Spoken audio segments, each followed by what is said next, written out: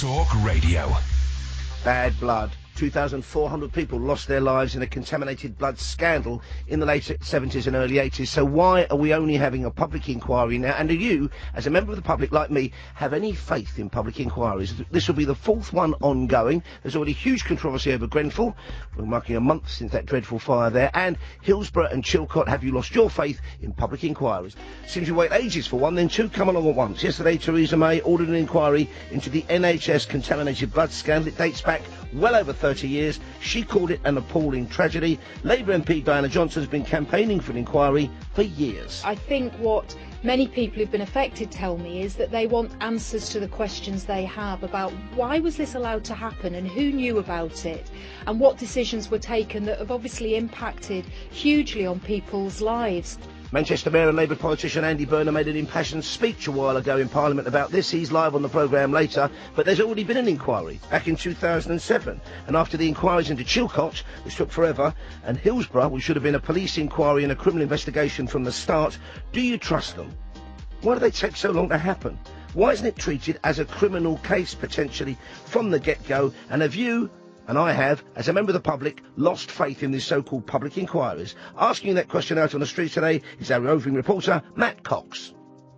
Good morning. At least 2,400 patients have died as a result of receiving blood infected with hepatitis C or HIV during the 70s and 80s. Some people have been waiting 30 to 40 years for answers and are still waiting. I'm asking, is it enough? I'll be talking to you on the streets this morning. All that, and of course, being a Wednesday, we've got our midweek music man, Russ Kane, broadcasting legend, giving you all the music goss to you and to me, Paul Ross. It's 7 minutes past 6. The Paul Ross Full Set Breakfast on Talk Radio. We'll get you talking. So it was the late 70s, early 80s, and the NHS began to try and treat people, particularly those people with haemophilia, treat their condition differently with something known as factor concentrates. Drug companies found they could take the clotting factors out of blood plasma, freeze dry it into a powder, and then give that to haemophilia victims, sufferers, people who were born with that condition. There was a big demand, and in the US, and here's where the problem started, prisoners and people addicted to drugs were encouraged to sell their blood for drug money or just for money. Now, the people buying the blood weren't doing sufficient tests.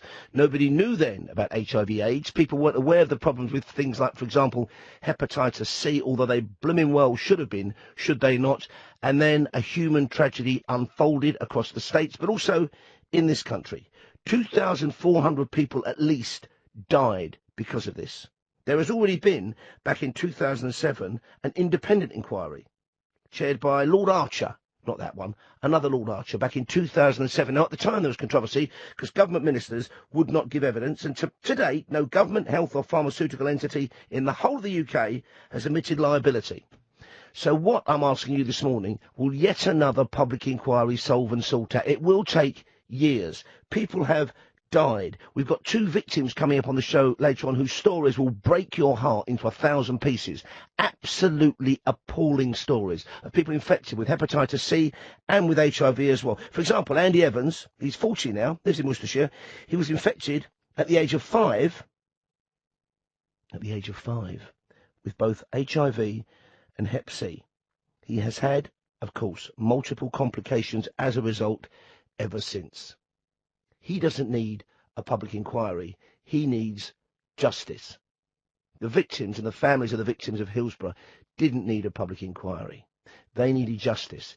We knew something was wrong there from the get-go. Lives were lost, so you take it out of the hands of the local police force, and I know criminal charges are pending, so I'm choosing my words very carefully, and you give it to a police force outside that area. And that happened all the time in the 70s in the province of Northern Ireland, when police forces went in and investigated the Royal Ulster Constabulary. Not continuously, but from time to time. And prosecutions were brought, and justice was done. Maybe not in every case. What the heck good does a public inquiry do? This will be number 4 ongoing at the moment, right? Here's a catalogue of disaster for you. We've got the ongoing inquiry, public inquiry into allegations of childhood sexual abuse. They're on about their 3rd or is it 4th chairperson after chaos and disaster were followed by incompetence and allegations of sexual harassment. We have got an ongoing public inquiry into undercover policing. Remember that scandal from a few years ago? That's still ticking away. We've got the recently launched Grenfell public inquiry, which has already got off to a springboard of complaints and controversy, and now we've got this one. 2007, there was an independent inquiry. Why weren't government ministers forced to give evidence? Take it out of the hands of whatever Justice Bufton Tufton's going to do it this time around and give it to the old bill, give it to the police. Give the Grenfell inquiry to the police, to independent police officers and to fire experts. We do not need a public inquiry and then a police investigation. I know Grenfell say there is a criminal investigation ongoing. It's going to take them 4 months to even get the bodies out and counted. I don't want to be graphic about that. There's a vigil about that tonight. Those people deserve not a public inquiry, justice. And that's what the victims of this blood scandal deserve as well. 4,000 people at least lives were blighted. 2,400 people's lives were lost because of this, including a 5-year-old boy who's still alive, thankfully, but struggling with multiple complications, infected at the age of 5 because of this vile stuff they injected into him, not tested, taken from prisoners and drug addicts in the United States of America. He was given HIV and Hep C at the age of 5. What public inquiry on earth will put that right? Where are the prosecutions for criminal manslaughter and negligence? Over to you, 0344 499 1000. It's 11 minutes past 6, time for a look through the papers in the excellent company of that doyen of news, Rachel Jewell. Welcome back, Rachel. Good morning. I think you've got the front pages there, the headlines. Yeah, front page of the Independent is the story I've just mentioned. Bad blood. PM orders inquiry into NHS deaths. It's 6:25, it's Talk Radio, and we will get you talking. The Paul Ross Full Set Breakfast on Talk Radio. We'll get you talking. So it was a scandal, the worst scandal in the history of the NHS, that affected and infected 4,800 people.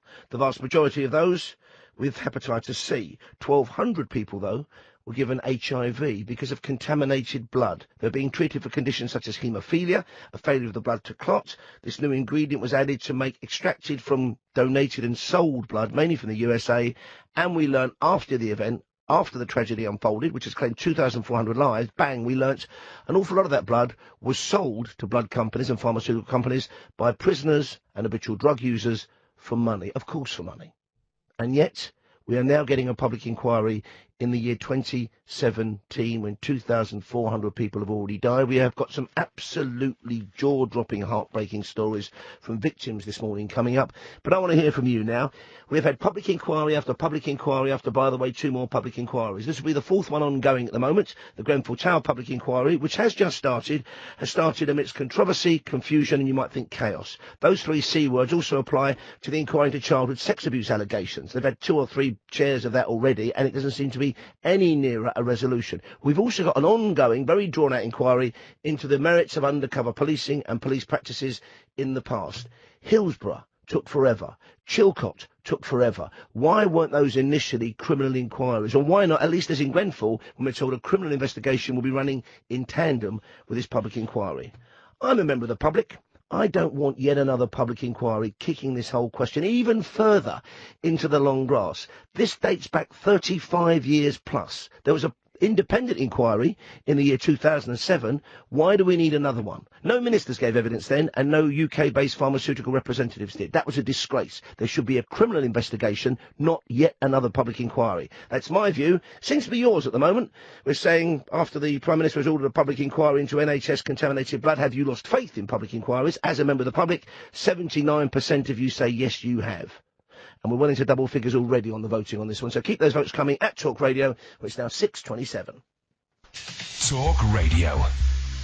So an inquiry has been ordered by Theresa May into the NHS contaminated blood scandal, the worst scandal in the history of the NHS. 2,400 people lost their lives, almost 5,000 people's lives ruined, their blood contaminated. It's been called an appalling tragedy, but what all these years on were a public inquiry? So why hasn't there been a criminal investigation into this in the past? And do you and me, as members of the public, have we lost faith in these public inquiries, these attempts by politicians, in many cases, to kick justice into the long grass? 0344 499 1000. It's 1 minute past 7. It's Talk Radio. So yesterday, Theresa May ordered an inquiry into the NHS contaminated blood scandal. 2,400 people lost their lives back in the late 70s and early 80s from it. She called it an appalling tragedy. A public inquiry. The Grenfell public inquiry has been controversial and chaotic from the get-go. After inquiries into Hillsborough and Chilcot, I'm asking, do you and me, as members of the public, trust a public inquiry? What do they achieve? I have certainly lost faith in them. Over to you. And George Pascoe Watson, seasoned political commentator, says the history of public inquiries recently has not been good. I think the public have every right to demand inquiries when things have gone wrong, and I think the politicians are right to hold inquiries. But at the same time, the history of public inquiries is not brilliant. They take so long, they cost so much money. Why aren't these things treated as potential criminal cases from the outset? Have you lost faith in public inquiries? 0344 499 1000. Asking you that question out on the streets is our roving reporter, Matt Cox. Over to you, Matt. Good morning. Yes, speaking on the inquiry, Liz Carroll, Chief Executive of the Haemophilia Society, said the government has for decades denied negligence, and she says that the inquiry will finally be able to properly look into wrongdoing. But do you feel the same way, and have you lost faith in public inquiries? I'm out on the street asking you this morning. It's Talk Radio, it's 8 minutes past 7. We'll get you talking. The Paul Ross Full Set Breakfast on Talk Radio. We'll get you talking. It's now 9 minutes past 7 and 2,400 deaths later, an inquiry is launched into the Nhs Blood Scandal, the worst scandal in the history of the NHS. It's left more than 2,400 people dead. It's finally to be launched almost half a century after victims were first infected with contaminated blood. It's a big talking point on the show this morning. It is an absolutely horrendous case, horrendous stories, horrendous tales, lives blighted, and I am delighted to welcome to Talk Radio the incredibly courageous Andy Evans from Worcestershire. Good morning, Andy. Thank you for doing this for us. Good morning, Paul. Thanks for having me on. Now, tell us your story, please, because you were infected because of this blood at the age of just 5. Is that right? Yeah, that's right. I'm a haemophiliac, and I was treated with the new wonder product, Factor 8, back in the day. 1982, and I was 5 years old, and I received both HIV and hepatitis C and B through that treatment. And then later on, obviously, you know, being at the forefront of the AIDS epidemic, there was no treatment at all, and by the age of 16, I developed full-blown AIDS and was at death's door for a matter of about 5 years, something like that. And the impact and weight on you and your family must have been almost impossible to deal with. Well, you can imagine being a parent of a child that has that sort of diagnosis and that sort of prognosis.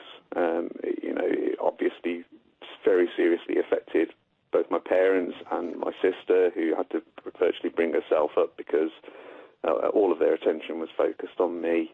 And of course, you know, as far as my own sort of development was concerned, from 16 onwards, that's your most formative years, and I'd missed out on school and university, and sort of setting up a life around the friends that I knew. Lost touch with everybody, and kind of had to, when the combination therapies finally came out, it was a case of, well, what's my place in the world now? And where do you think your place in the world is now? Well, I've been really lucky. I mean, I don't know whether you know the stats, but out of the ones that were infected with HIV, which is about 1,200 people, only 250 are left alive now. Yeah. And so, I am one of the lucky ones, and I'm also extremely fortunate that I've managed to find a life for myself. I've managed to get married, and I've managed to have a couple of wonderful kids as well. But during that, it's always been this pervasive, when's the next infection going to happen? What about the side effects of the medication? I've got some terrible conditions because of that, osteoporosis and anxiety with panic attacks and all of that sort of thing that you have to try to cope with as well. But luckily, I've managed to find a focus in the campaign as well. And for the past 20-odd years, I've been focused really on trying to get truth and justice for all of the victims. Now, we're joined after 9 by Andy Burnham, former MP, now Mayor of Greater Manchester, who's been at the forefront of the parliamentary campaign for this, and I know you regard his speech in Parliament as a real catalyst. Back in 2007, though, there was an independent inquiry into all this, and yet nothing seemed to emerge from that because government ministers refused to give evidence, and I don't think any pharmaceutical company representative gave evidence in the UK either. No, that's right. I mean, the Archer inquiry was commendable in itself. Set up by the late Lord Morris and the late Lord Archer of Sandwell. It was privately funded, and it took testimony from a lot of people. But the problem was that it didn't have the power to compel witnesses, and it didn't have the power to compel the release of documentation. And also, it wasn't within its remit to find any kind of liability or fault or anything like that. So, while it was commendable in itself, it was toothless. Let me ask you then 2 questions, really, but they're linked. One is, will this public inquiry achieve anything? And the second is, should this not have been an inquiry into criminal negligence by the police from the get-go? It's really hard to say, without knowing the terms of reference of the inquiry, which we've been invited, by the way, to work on with the government. What we hope is that it's going to be a victim-led inquiry throughout. So in that case, we'll get to have a say in who the chairman of the inquiry is, what the terms of reference are, what it gets to investigate, the powers that it will have.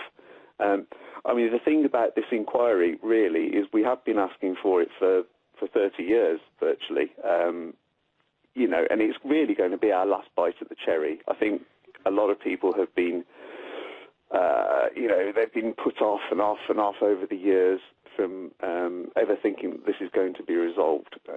We have to kind of have faith in this inquiry now. The reason I asked the second question, Andy, is because, is because Andy Burnham described the scandal in Parliament as a criminal cover-up on an industrial scale. The key word there, I think, is criminal. And back in 91, I know some people took an ex gratia payment of £60,000 on the condition that they drop further legal claims. That is buying people's silence. It is, but you have to understand, Paul, that it was absolutely desperate times back then. Of course, I'm not in any way.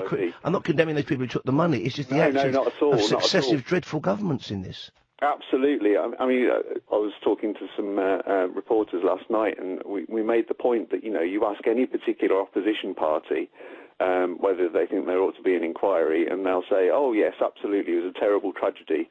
But you look at the government on the other side of the house, and they'll obviously they've got civil servants twittering in their ears as soon as they get in there, and they'll deny it. There seems to be a pervasive backdrop to this, where there's complete resistance to any kind of admission of negligence or moving forward with it. And the scale of it. I don't want to keep going on about it because you know this far better than me, but I remember it unfolding at the time.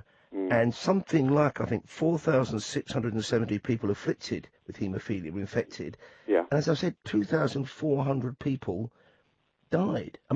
Did you lose friends along the way? Were you in touch with people early on who've since lost their lives? Of course, yeah. I was treated at the Birmingham Children's Hospital, and I didn't know what was the problem back then. I was only told when I was about 12. But one by one, my friends who I'd spent lots of time with in hospital just weren't coming into clinic anymore. They weren't there when I used to have little hospital stays, and it was when I finally learned out about what was happening. You can imagine the impact that would have on a young person. Yeah. Thank you very much indeed for your time this morning and your courage. Andy Evans there, he's just 40, from Evesham in Worcestershire. As you've heard, his life has been blighted by this scandal, and it is not too strong a word. Andy Burnham was speaking to him after 9 o'clock, said in Parliament this was a criminal scandal on an industrial scale. The question from me is to you, is a public inquiry now, this far down the line, the way forward? Should it not be a criminal investigation? Let me get the thoughts down. I thank him for his patience, of Ossie Osman, top criminal barrister. Good morning, Ossie. Good morning, Paul. Good morning. Am I being too simplistic in saying this should now be a criminal matter investigated by the police? Well, no, I don't think you are being too simplistic, that it should be a criminal matter. The material that seems to have come out and that has been at the forefront of this is suggestion that there's been a widespread cover-up, that there's been falsification, changing of documents, people being misled. And these are all factors that really do fall into the ambit of the police. The difficulty, it seems to me, that there is how, given the space of time, does someone bring all of this together so that there is a manageable investigation? And one view of this, Paul, is that the public inquiry, though I have to say this should have taken place many, many years ago, maybe one basis that it can bring everything together. And I think Mr. Evans has eloquently put it himself, that in terms of what's the expectation of this inquiry, the terms of reference, obviously there will be full power provided either to the panel or whether it's a judge-led inquiry, depending on what the victims and the families of the victims would be keen to see. And the request for information, documentation and witness testimony, that can form the basis, effectively, of a criminal investigation. But we've got Grenfell, and we've seen what's happened with Grenfell. And we've still got the ongoing chaos around that historic child sex abuse allegations inquiry. There's an inquiry into undercover policing. They seem to achieve nothing, Ossie. It's very difficult, isn't it? I mean, the word's already been used. We don't have a good track record on these things. Look how long it took us to get to the end of Hillsborough. But it seems as though we are learning lessons. And if there is to be an inquiry, probably this is the best time for an inquiry of this nature to take place. There is a great deal of scrutiny, and one can see where all the pitfalls are, and those pitfalls can be avoided. So we don't have the abuse inquiry where we've had to lose chair after chair, individuals resign, and one would hope that the lessons learned from those inquiry and the ongoing lessons of those inquiry will help us in relation to this. And the statistics in respect of this are quite shocking. And let me ask you this, Ossie. Let me ask you this, if I may. Sorry to cut in, but the clock is ticking. Not at all. There was an independent inquiry, the Lord Archer inquiry back in 2007. At the time, government ministers refused to give evidence. So far, no health or pharmaceutical entity in the UK has admitted liability for the scandal. At least with this, I suppose, these people will be forced to give evidence. Those who are still alive, though, of course, because this goes back decades. Yes, I mean, this is one of the difficulties, isn't it? We're going back to the 70s, we're going back to the 80s. Many of the individuals involved in this, from the medical profession, from the commercial side of things, they probably have passed away. But you're quite right, there will be a part of the terms of reference that people will be requested to attend and give evidence. And that's quite crucial, because people we will hear the revelation of how these things occurred, and hopefully the documentation that will still be available will be able to be revealed to the public for once and for all, to see whether in fact there's been a cover-up taken place. Ossie, thank you for your time and your expertise this morning. Ossie Osman there, criminal barrister. We also spoke to the incredibly courageous Andy Evans, 40 years old, infected at the age of 5, born with haemophilia, affected at the age of 5, not only with hepatitis C, but also HIV, which turned into full-blown AIDS when he was just 16 years old. It's 20 minutes past 7. OK, there's a public inquiry on the way into all this. Have you lost your faith in public inquiries? I most certainly have.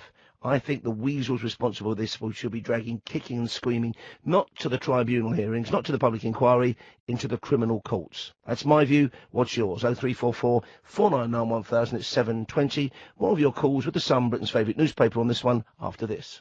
The Paul Ross Full Set Breakfast on Talk Radio. We'll get you talking.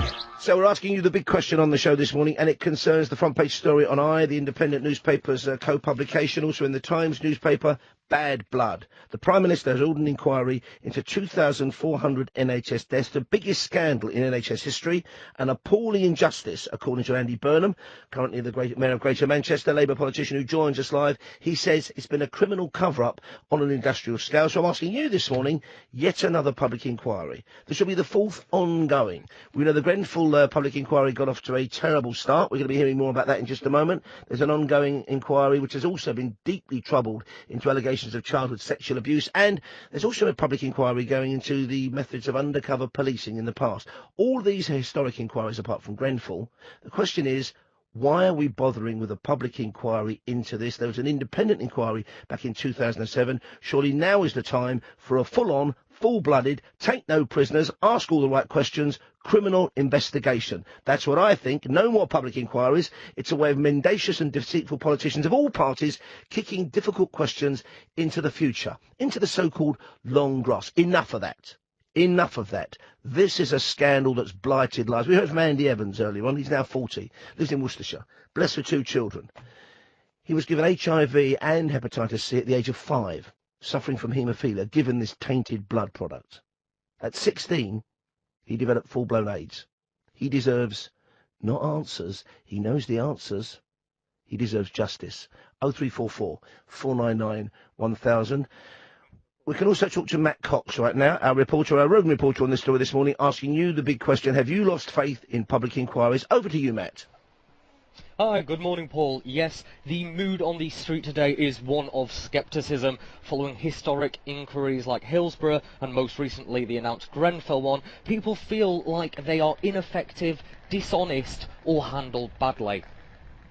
I think a lot of people have lost faith in the government because of what's happened. So there's a lot that's been said, but I haven't actually seen genuine care other than the people, the public. So they don't really do much. So you think it's just not going to work? No, I think they have to have a slightly different agenda, more focus. It has to be kind of more target-driven. I think it's more a question is they'll find what they want to find, just to appease the masses, really. So they'll happen, but what they mean and the outcome of them, who can really say? Questions now. Answers, please, now. For a scandal that is now over 30 years old. 0344 499 1000. It's 7:37. The Paul Ross Full Set Breakfast on Talk Radio. We'll get you talking. And let's return to our big burning question of the day. The Prime Minister has ordered a public inquiry into the scandal, the biggest scandal in NHS history. It cost 2,400 lives. Blighted thousands of other lives, contaminated blood, 2,400 people given HIV, which developed into full-blown AIDS. We heard from a victim earlier on. There is now to be a public inquiry. Andy Burnham, Labour politician and Mayor of Greater Manchester, said in Parliament this is a criminal cover-up on an industrial scale. We're hearing from him after 9, but I want to hear from you about public inquiries. Have you lost your faith in them? Earlier I spoke to a criminal barrister, Ossie Osman. I asked him if I was being too simplistic in thinking this could actually go straight from being a scandal to a criminal inquiry. Oh, well, no, I don't think you are being too simplistic, that it should be a criminal matter. I mean, the material that seems to have come out and that has been at the forefront of this is suggestion that there's been a widespread cover-up, that there's been falsification, changing of documents, people being misled. And these are all factors that really do fall into the ambit of the police. The difficulty, it seems to me, that there is how, given the space of time, does someone bring all of this together so that there is a manageable investigation? And one view of this, Paul, is that the public inquiry, though I have to say this should have taken place many, many years ago, maybe one basis that it can bring everything together. And I think Mr. Evans has eloquently put it himself that in terms of what's the expectation of this inquiry, the terms of reference, obviously there will be full power provided either to the panel or whether it's a judge-led inquiry, depending on what the victims and the families of the victims would be keen to see. And the request for information, documentation and witness testimony, that can form the basis effectively of a criminal investigation. But we've got Grenfell and we've seen what's happened with Grenfell. And we've still got the ongoing chaos around that historic child sex abuse allegations inquiry. There's an inquiry into undercover policing. They seem to achieve nothing, Ossie. It's very difficult, isn't it? I mean, the word's already been used. We don't have a good track record on these things. Look how long it took us to get to the end of Hillsborough. But it seems as though we are learning lessons. And if there is to be an inquiry, probably this is the best time for an inquiry of this nature to take place. There is a great deal of scrutiny, and one can see where all the pitfalls are, and those pitfalls can be avoided. So we don't have the abuse inquiry where we've had to lose chair after chair, individuals resign, and one would hope that the lessons learned from those inquiry and the ongoing lessons of those inquiry will help us in relation to this. And the statistics in respect of this are quite shocking. And let's move away from the statistics. That was Ossie Osman, their leading criminal barrister. He mentioned Andy in that. He was talking about a man called Andy Evans. One case amongst almost 5,000 of people given contaminated blood.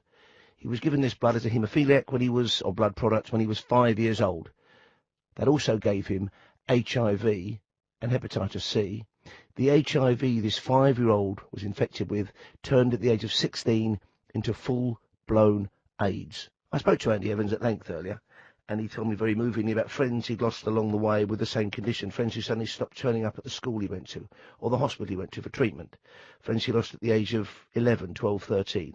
At 16, he developed full-blown AIDS. This was at a time when actually AIDS treatment was in its infancy. He has thankfully managed to move on with his life. He's married, he's got 2 children, he's now 40. But the shadow of what happened to him as a 5-year-old is still with him. And all we get to offer Andy is a public inquiry. 0344 499 1000. I want to hear from you, please. It's 7:59. Talk Radio. Digital debate for the UK. Pick up your phone and talk radio. We'll get you talking. Across the UK, online and on DAB. Talk Radio. We have ways of making you talk. And now for something cornflakely different. The Paul Ross Full Set Breakfast on Talk Radio. Satisfy your appetite for meaty news debate and unfiltered comment on The Breakfast Show with extra bite. The Paul Ross Full Set Breakfast. Make toast, not war. On Talk Radio. We'll get you talking. Good morning, Britain. It's Wednesday, the 12th of July. Coming up in the next hour of the Full Set Breakfast right here on Talk Radio with me, Paul Ross. Yesterday, Theresa May ordered an inquiry, a public inquiry into the NHS contaminated blood scandal. She called it an appalling tragedy. It has claimed 2,400 lives. Andy Evans' life has been blighted by it. He was infected with HIV and hepatitis C at the age of 5. He told me how that affected him as a child. I didn't know what was the problem back then. I was only told when I was about 12, but, one by one, my friends who I'd spent lots of time with in hospital just weren't coming into clinic anymore. They weren't there when I used to have little hospital stays, and when I finally learned out about what was happening, you can imagine the impact that would have on a young person, yeah. And he developed full-blown AIDS at the age of just 16. A public inquiry into that, but after the inquiries into Hillsborough and Chilcot, after the chaos that's already descended upon the Grenfell Tower inquiry and on the childhood sex abuse inquiry, do you trust them? Why should we? I don't.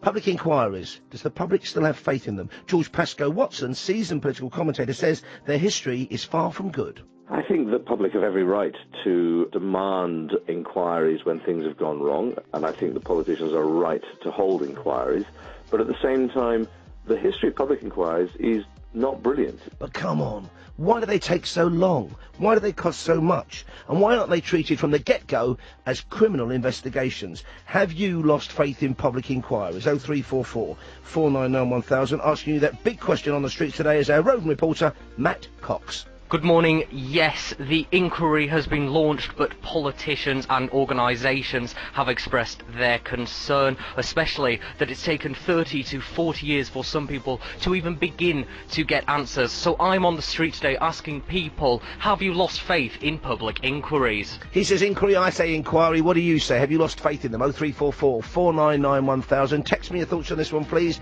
A vital issue for the country. Text me on 87222, starting with the word talk. The Grenfell Tower inquiry has barely begun. It's already chaotic, and they may then suspend proceedings until the autumn. 72% of you on Twitter agree with me. Yes, you've lost faith in them. 28%, just over 1 in 4, say no, we still need them. What are your thoughts? 0344 499 1000. If it's on your mind, get it on the radio. Talk Radio with me, Paul Ross, at 8:10 will get you talking. The Paul Ross Full Set Breakfast on Talk Radio. We'll get you talking.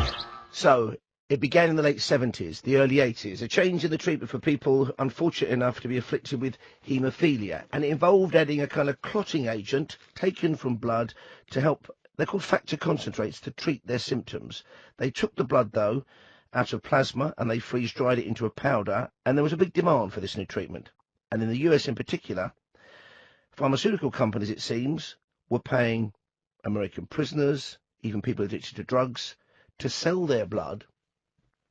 And that blood then was, as we found out, at immense human cost in this country, contaminated.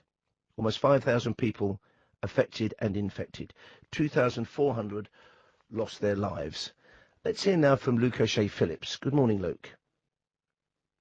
Luke, good morning. Hey, hello. Luke, hi. I understand you contracted or infected with hepatitis C at a very young age. Tell us your story, please. So, yeah, that's correct. So, I was about 2 years old, and I had a small bleed in my mouth. I'm a haemophiliac. And my mum took me to the hospital, as you know, rightly so, to have me treated. And there I was, as far as I'm concerned, knowingly, therefore, contaminated with hepatitis C at that point by contaminated blood that had come over from America.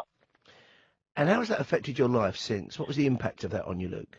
What's been so difficult for me? Well, there's two things really. One is that I'm deemed as quite lucky. I contracted hepatitis C, and when I was in my early 20s, I was actually able to cure myself of that.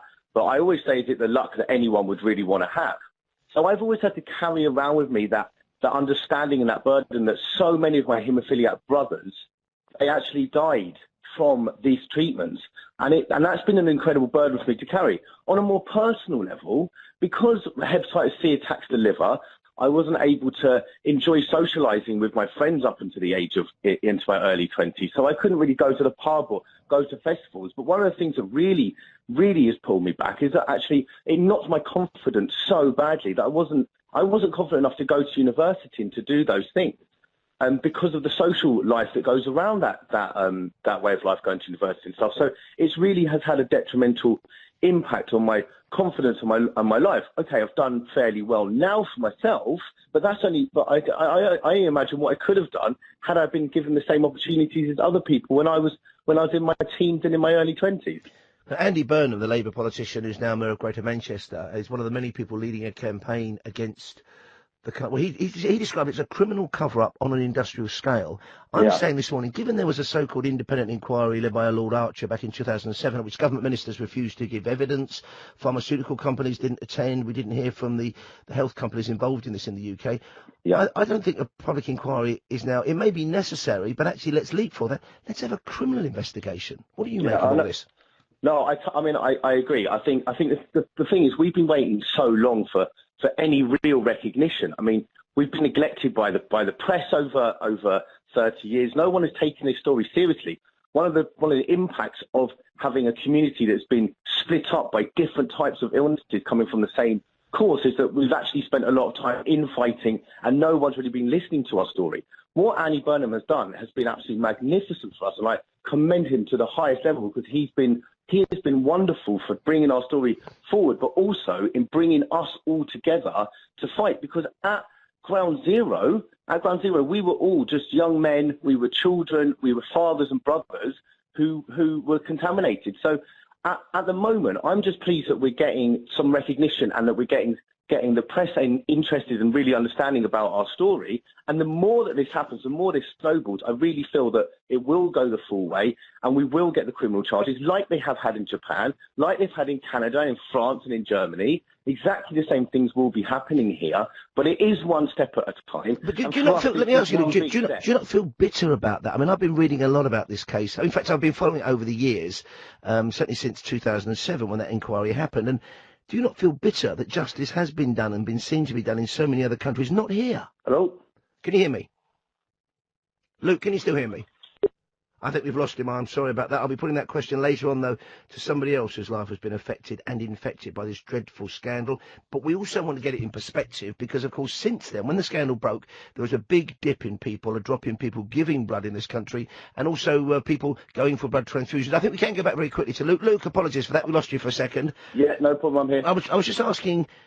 I mean, you sound very measured about this. We can hear the passion in your voice, but do you not feel bitter about this, given that justice has been done in all those other countries, Japan, Canada, and not here? How can you not feel bitter about that? Oh, I can't. I mean, I can't tell you the bitterness I feel, the anger I feel about that. I mean, I can't tell you. And also, for everyone in this community, I feel all of their pain as well. But the thing is, anger doesn't really get us anywhere. You have to be clear-headed. You have to be able to think straight. You've got to be able to make the right decisions, and you've got to be able to put the story forward clearly and concisely so people don't just think you're a bitter, twisted old man. Actually, they realise that behind that, there's a human being who's been through so much, but we still come out of it strong and together and keep our heads straight so that we can have this argument clearly with those people who need to hear our argument and get the evidence on the table that needs to be seen. I must say, Luke, as one human being to another, I can only applaud and am just full of admiration for your courage, your honesty, and for what you've been through. You have my absolute sympathy, and I'm sure the sympathy of everybody listening. We will talk again. That was Luke O'Shea Phillips there, who, as we heard there, was infected with contracted hepatitis C as a very small child because he was being treated for his haemophilia. He was about 18 months old. It's Talk Radio, it's 8:16, and we'll get you talking. Maximise your morning mojo. The Paul Ross Full Set Breakfast on Talk Radio.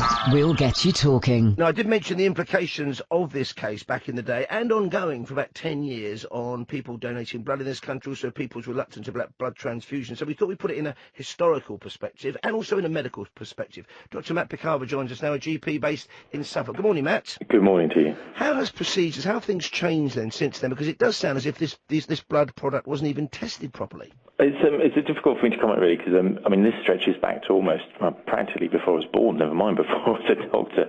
But from what I understand, the modern products are basically what's called recombinant products. They're basically a product of engineering organisms to produce these factors rather than harvested from blood. So as far as I'm aware, what one would like to think that the product you're using is much safer. That said, I suppose my predecessors back in the 70s and 80s would have hoped that the product they were using back then was safe, but I think there's probably much more confidence in what's available these days.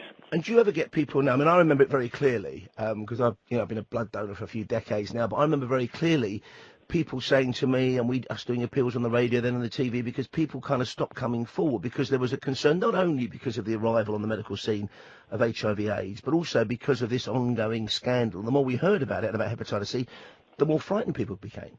I think one of the things that particularly we tend to be a bit more careful with blood, I think, at least over the course of my career. The threshold at which you transfuse is probably much greater. Is that what we don't know is what we don't know. Particularly things like CJD we didn't really know were a problem back in the past, and there are hepatitis virus subtypes that have only really been discovered in my lifetime. So I think one of the concerns about blood products has been what we don't know is in it. Increasingly, though, I think we've got much more stringent safeguards in place in order to stop people contracting bloodborne viruses. Products are heat treated, or in the case of some of these newer or the more modern factors grown in labs. Ultimately, it's still not a huge number of people across the world, but they're all massively affected by and reliant upon blood products or products related to it. Really, about 400,000 in the world, we think. Thank you very much indeed, Dr. Matt McCaver, there for your expertise and your input this morning. He's a GP based in Bury St Edmunds in Suffolk, talking to me, Paul Roswell. We've heard from Luke, who's a victim in this case. Earlier we heard from Andy Evans, another victim. We've heard from the expert, Dr. Matt McCaver, and we've heard from a criminal barrister on this. What do you think? Do you think a public inquiry, welcome though it might be in some quarters, is all we need here? Or should we now not leap straight into a criminal investigation, although it was decades down the line? We have 4 public inquiries now ongoing. One for Grenfell Tower started in chaos and confusion. The childhood allegations of sexual abuse case still is in throes of absolute mayhem. I mean, they've had 3 chairs to my memory, maybe even 4 now, and allegations from within that inquiry group of, for example, sexual harassment. There's another one that seems to have been forgotten about undercover policing, and now this. Chilcot took years and cost tens of millions. The Hillsborough inquiry has now led to criminal prosecutions, but should, in my opinion, have been a criminal case from the very start. Public inquiries, do they do us as members of the public any good at all? And do you trust them? Have you lost faith in them? 0344 499 1000. I have you? It's 8:20, it's Talk Radio. We'll get you talking. Coming up, more of your calls with The Sun, Britain's favourite newspaper. Talk Radio. Dial up some dialogue. Talk Radio. We'll get you talking. We learnt yesterday there's been an inquiry into the blood scandal that cost 2,400 lives back in the late 70s, early 80s, and ruined so many others. We've heard from 2 people, victims of that, one of whom he was infected with HIV and hepatitis C at the age of 5. He developed full-blown AIDS by the age of 16. He's now 40, and his life has, of course, moved on, but that completely blighted his life. So I'm asking you this morning, another public inquiry, it'll be the 4th one running kind of concurrently. Have you lost faith in them? What do you think they achieve? Chilcot took years, seemed to achieve nothing. Hillsborough has led, it seems, to criminal prosecutions, but they could have been started immediately, could they not? An independent police force could have gone into Hillsborough and investigated that whole awful, awful tragedy. A public inquiry, expensive waste of time and your money. 0344 499 1000. It's 8:30. It's Talk Radio. The time is now 8:40. Coming up, more of your calls with The Sun, Britain's favourite newspaper, as we unpick the latest public inquiry to be unleashed upon us as members of the public. We are paying for it. We're going to be waiting for it. It's not going to be quick, this, even though it dates back, the case in question, the biggest scandal the NHS has ever faced, to the late 1970s. Andy Burnham joins me in about 25 minutes' time. He called it in Parliament the biggest a criminal cover-up on an industrial scale. So why are we having then a public inquiry and not a criminal investigation? 0344 499 1000. It's our big talking point this morning as the Prime Minister orders this public inquiry into NHS contaminated blood. Have you lost faith in public inquiries full stop. Vote on Twitter at Talk Radio, because I certainly have. I think this is yet another mendacious way of our weaselly politicians of all parties kicking something uncomfortable into the long grass. Let's get the police involved. Let's have a proper investigation. Back in 2007, a chap called Lord Archer, not that one, held an independent inquiry into this. Government ministers refused to give evidence. Also, neither did pharmaceutical companies or health companies turn up from within the UK. What have they got to hide? 0344 499 1000. It's 8:41. It's Talk Radio. Coming up, more of your calls with The Sun, Britain's favourite newspaper. Across the UK, online and on DAB. Talk Radio. We have ways of making you talk. So lives have been taken. It's the biggest scandal in the NHS's history. When I say lives have been taken, 2,400 people robbed of their life, and almost 3,000 more had their lives blighted, contaminated, affected by being infected with HIV/AIDS or with hepatitis C, or in some cases with both. And now we've got a public inquiry. After the independent inquiry about 9 years ago, at which government ministers refused to give evidence and pharmaceutical representatives did not bother turning up, now a public inquiry. We know the facts. People have died. Contaminated blood products were given, bought in from America, blood sold by prisoners and people who are habitual drug users, not sufficiently tested, 2,400 people dead. We heard earlier on from a man, he's now in his 40s. He's married with 2 children. He said, though, his life has been, in a sense, a miracle, because at the age of 5, he was infected as a haemophiliac with HIV and with hepatitis C. At the age of 16, imagine this in your life. At the age of 16, he developed full-blown AIDS. He says it's a miracle he's alive. The courage of that man, Andy Evans, is still staggering me, because he also said the huge shadow that has cast over his life. So I'm asking you, why do we need a public inquiry and not a full-on, homegrown police investigation? There have been prosecutions in Japan and in Canada on this one. Why not in this country? Give me a call, 0344 499 1000. As we cross to Matt Cox, our roving reporter, asking you the big question this morning: have you lost faith in public inquiries? Hi there, Paul. Yes, earlier people speaking to me were a lot more sceptical of this new inquiry into contaminated blood, but I've been hearing from some who have faith in the government when it comes to handling this. That doesn't mean it's all positive. Some are still sceptical of the government's abilities, and some people think the inquiry itself should be scrapped. Yeah, I think they should drop the blood scandal thing. It's a waste of money and just trying to rob people for money. Personally, I don't think so, no. I don't trust in these kind of things. I think there's always a conspiracy of all these things anyway, so no, I don't trust it at all. I guess I feel some confidence that they pick people with integrity, with intelligence, you know, that are hardworking, that go about the inquiry and produce a high quality report. I don't know the name of the person who said they're trying to rob money. That is a deeply unpleasant and stupid thing to say, because let me just remind you of this. Back in 1991, that long ago, 1991, 26 years ago, when campaigners were threatening to take the government to court, the government of the day made ex gratia payments to those infected with HIV, averaging £60,000 each. Survival rates of people with HIV and then AIDS in the early 90s were nothing like what they are now. Many of those people have since died. They were given £60,000 each on condition that they dropped further legal claims. Andy Burnham joins me in about 15 minutes' time. He's called it a criminal cover-up on an industrial scale. Surely we don't need a public inquiry. We need a police investigation, and we need criminal charges to be brought. Over to you. Have you lost faith in public inquiries? 0344 499 1000. It's 8:50, it's Talk Radio, and we'll get you talking. The Paul Ross Full Set Breakfast on Talk Radio. We'll get you talking. Across the UK, online and on DAB. Access all radios. Talk Radio. Give it some lip. Talk Radio. 2,400 deaths later, an inquiry, a public inquiry, is finally launched into the Nhs Blood Scandal. The biggest scandal in NHS history. Almost 5,000 people affected and infected. We've heard from at least 2 of the victims. We're hearing the testimony of more absolutely heartbreaking cases. More than 1,200 people are terminally ill as a result of being affected. Others have managed to combat and live with, for example, hepatitis C, but not everybody. As the death toll mounts, why are we having a public inquiry when in Japan and in Canada elsewhere around the world, there have been criminal prosecutions over this case. Why is there now not a thorough police investigation? Over to you. And a big question today. I've lost faith in public inquiries. I can't see the point. Certainly when the evidence is as clear-cut as this one, and this is clear-cut. There was an independent inquiry back in 2007, 2008. So I'm asking you this morning, have you lost faith in public inquiries? It's a Twitter poll vote at Talk Radio, but above all, you better call Paul on this one, 0344 499 1000. Andy Burnham, the Mayor of Greater Manchester, called it a criminal cover-up on an industrial scale. We're hearing from Mr Burnham in about 10 minutes' time. And let's welcome back to Talk Radio, although I wish we were talking under happier circumstances, Andy Burnham, Labour Mayor of Greater Manchester. Good morning, Andy. Morning, Paul. So the public inquiry has arrived. It has taken decades. Thousands of lives are ruined. What prompted you to call this a criminal cover-up, Andy?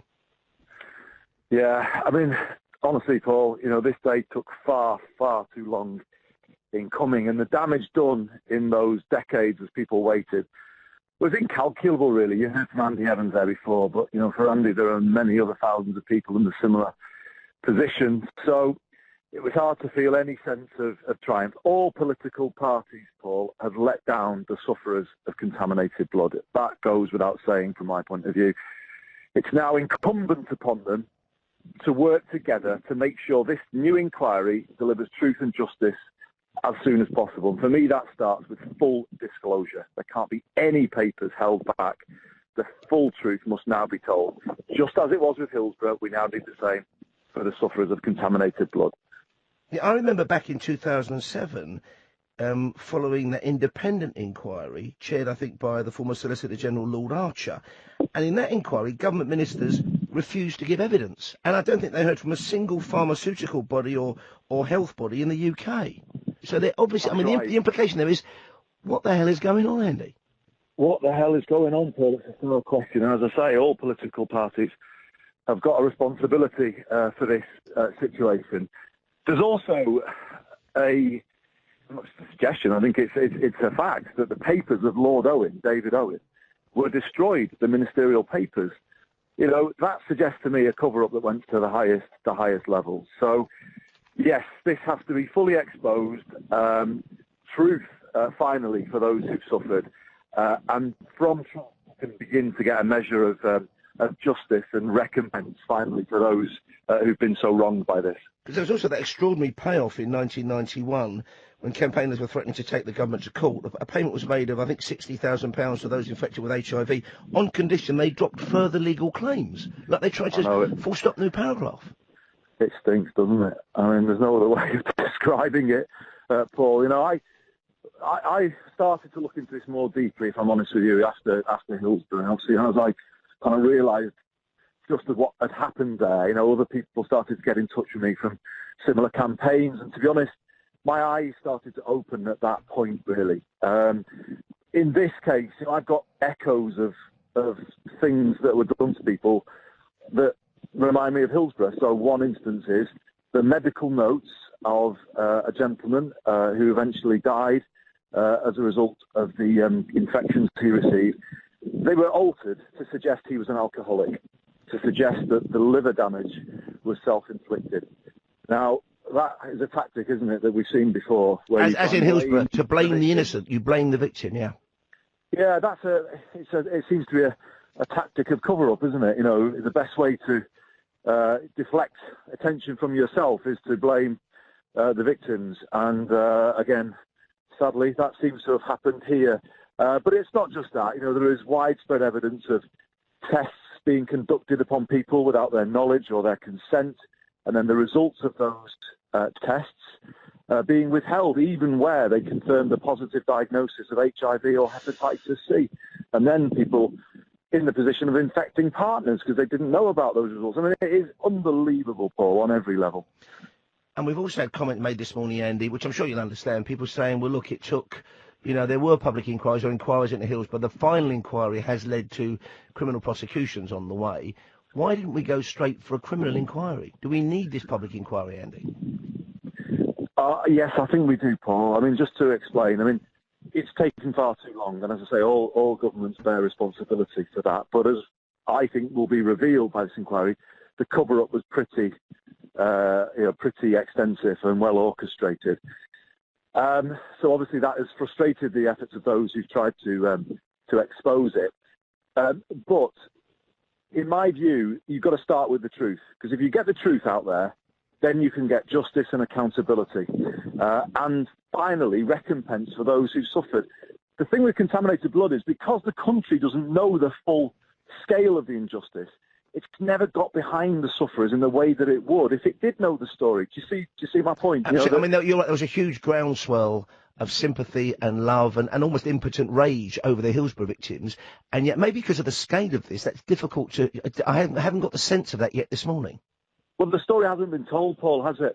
I don't think people understand the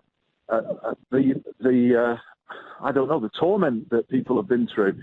And the thing about contaminated blood is this disaster didn't happen on one day in one city, affecting people from a particular area, like often a disaster would.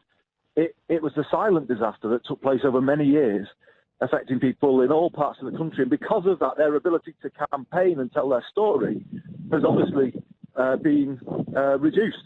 So the country doesn't know their story. But when it does, I am certain the British public, the great British public, will get right behind them and demand the government makes adequate recompense.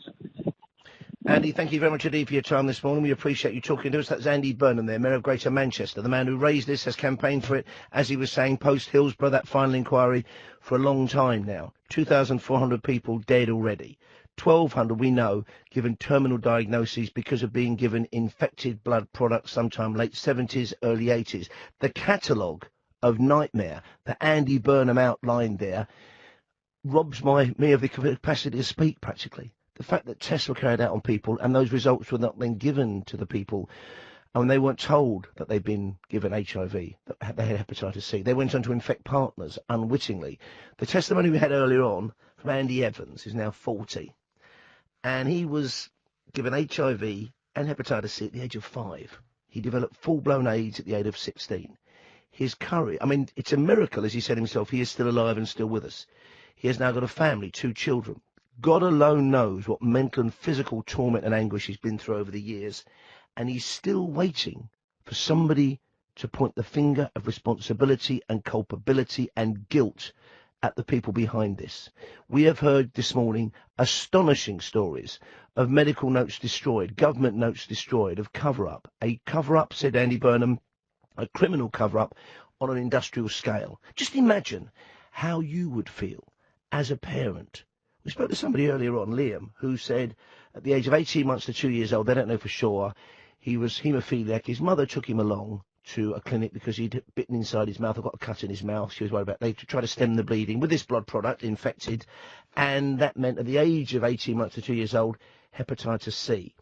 He managed to turn that condition around, but not until his 20s. But imagine if you were the parent, the mother or father, who took your son or daughter at the age of 18 months, or in the case of Andy Evans, 5 years old, along for treatment, in good faith. And then you get a diagnosis that your 5-year-old is HIV positive because of the treatment that you took them for. How would you cope with that? Never mind living through it as a victim. That's awful enough, a torment beyond words. As a parent, as a human being, as a family member. I mean, there are endless cases I've researched on this one. A man called Adrian Goodyear from Alton in Hampshire. He lost both his brothers as a result of contaminated blood, and he was infected with hepatitis C. So 2 brothers dead, Jason and Gary. Adrian infected with hep C and HIV when he was just 7 years old. The enormity of this is almost unthinkable, but we have to confront it, and we have to answer this question. Andy Burnham says we need the public inquiry for the truth to be told. Surely alongside that, they should be running in tandem with that, at the very least, a police criminal investigation. The question I'm asking you is, have you lost faith in public inquiries? Give me a call, 0344 499 1000. Andy Burnham, of course, was Health Secretary for a year from 2009 to 2010, Shadow Health Secretary from 2011 to 2015, when he stopped being an MP and campaigned to be Mayor of Greater Manchester. You've heard him on this programme. But he said it transcends party politics. It's about governments, successive governments, not confronting this. Maybe even successive government departments covering it up. Your thoughts, please. 0344 499 1000. Coming up, more of your calls with The Sun, Britain's favourite newspaper. It's 9:18. Talk Radio. Listen. Phone. Talk. Talk Radio. We'll get you talking. And we're asking you this morning, in the aftermath of the Prime Minister Theresa May ordering a public inquiry into the biggest scandal in NHS history, the Contaminated Blood Scandal, dating back to the late 70s, early to mid-80s. 2,400 people have died. 1,200 people are living with a terminal diagnosis still. Other people were given hepatitis C, managed to turn the condition around, but had their lives blighted, affected by being infected. So we're asking you, have you lost faith in public inquiries? This will be the 4th ongoing inquiry when it actually starts. We hope and pray, in fact I'm certain, that the NHS blood scandal has stopped. Blood is now tested thoroughly. We've heard from a couple of medical experts on the programme already and a criminal barrister who say it's over, which means you can mount a full-scale criminal investigation. Andy Burnham, Mayor of Greater Manchester, repeated his accusation in Parliament. He said to me on the show today, this is a criminal cover-up on an industrial scale. He talks about notes being destroyed from within governments. He talks about health and pharmaceutical companies not coming forward to the previous inquiry back in 2007. Government ministers not attending, answering questions. He talks about, for example, people being tested and found to be positive for HIV, but then not being told themselves, or if they're children and children were infected, the parents not being told. 0344 499 1000. Have you lost faith in public inquiries? Vote on the Twitter poll at Talk Radio, but you better call Paul on this one. 0344 499 1000. Coming up, more of your calls with The Sun, Britain's favourite newspaper. It's 9:34. The Paul Ross Full Set Breakfast on Talk Radio. We'll get you talking. So a public inquiry has been ordered by the Prime Minister Theresa May into the tainted NHS blood scandal that has ruined so many lives, taken so many lives, 2,400 of them, and left almost 5,000 people affected and infected, either with HIV, hepatitis C, or both. Gauging your reaction to this inquiry and whether you trust public inquiries is today's roving reporter, Matt Cox. Matt, what are you hearing this morning? Good morning, Matt. Hi, morning Paul. Yes, it's been a bit of a mixed set of opinions this morning, but the feeling is more cynical than anything else. Some are approaching this latest inquiry with a sort of cautious optimism. Others, however, question the openness of both the current and historic inquiries and how we can trust those involved in getting justice for the affected. I wonder sometimes whether they are, people, where do they pick the people from? Who do they use? Have they got allegiances sometimes, I think, and it's like, do they have, a vested interest in them? There has to be a kind of a goal at the end of it that meets the public aspirations to have the full story. I hope it works. Do I believe it will work? I don't know. These things often play out. Nothing happens. Someone gets a finger pointed at them, and that's the worst of it. But I hope something happens. So keep your calls coming, please. This is your part of the show. We've had some amazing stories today, amazing and appalling in equal measure, including a conversation I had earlier with Andy Evans, 40 years old. He's a father. His story is heartbreaking. Here's what happened to him. I'm a haemophiliac, and I was treated with the new wonder product, Factor 8, back in the day, 1982, and I was 5 years old, and I received both HIV and hepatitis C and B through that treatment, and then later on, obviously, being at the forefront of the AIDS epidemic, there was no treatment at all, and by the age of 16 I developed full-blown AIDS and was at death's door for a matter of about 5 years, something like that. And the impact and weight on you and your family must have been almost impossible to deal with. Well, you can imagine being a parent of a child that has that sort of diagnosis and that sort of prognosis. It obviously very seriously affected both my parents and my sister, who had to virtually bring herself up because all of their attention was focused on me.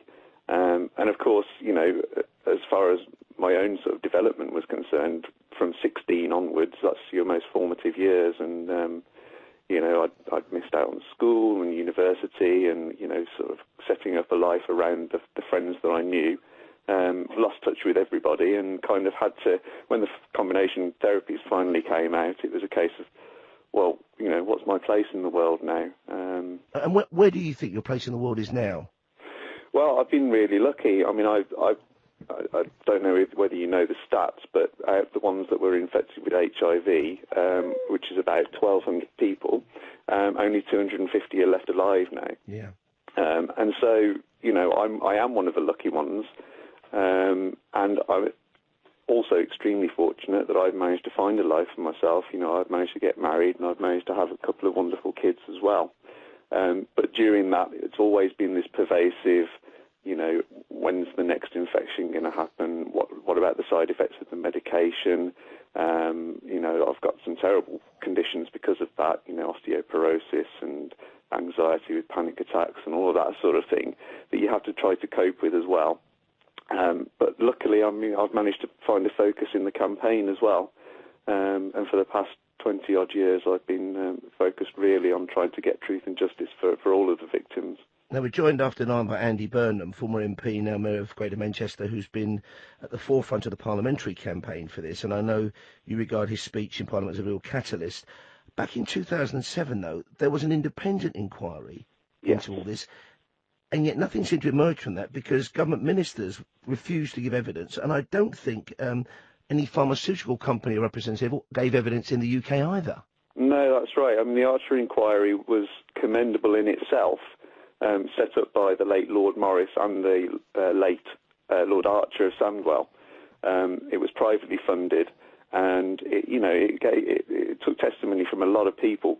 But the problem was that it didn't have the power to compel witnesses, and it didn't have the power to compel the release of documentation. And also, it wasn't within its remit to find any kind of liability or fault or anything like that. So, you know, while it was commendable in itself, it was toothless. Let me ask you then two questions, really, but they're linked. One is, will this public inquiry achieve anything? And the second is, should this not have been an inquiry into criminal negligence by the police from the get-go? It's really hard to say, without knowing the terms of reference of the inquiry, which we've been invited, by the way, to work on with the government. What we hope is that it's going to be a victim-led inquiry throughout. So in that case, we'll get to have a say in who the chairman of the inquiry is, what the terms of reference are, you know, what it gets to investigate, the powers that it will have. I mean, the thing about this inquiry, really, is we have been asking for it for 30 years, virtually, and it's really going to be our last bite at the cherry. I think a lot of people have been, they've been put off and off and off over the years from ever thinking this is going to be resolved. We have to kind of have faith. Have faith after what he's been through. That was Andy Evans there from Evesham in Worcestershire. Andy Burnham, Labour Mayor of Greater Manchester, called it a criminal cover-up on an industrial scale. So we're asking you this morning, following public inquiry after public inquiry, chaos and confusion at the start of the Grenfell inquiry, the ongoing saga, which seems to have settled down and resolved itself, but around the allegations of childhood sexual abuse inquiry, 2 leaders, then a third disappeared within a year. One's been in post now since August. It seems to now be, thankfully, on an even keel. But this is different.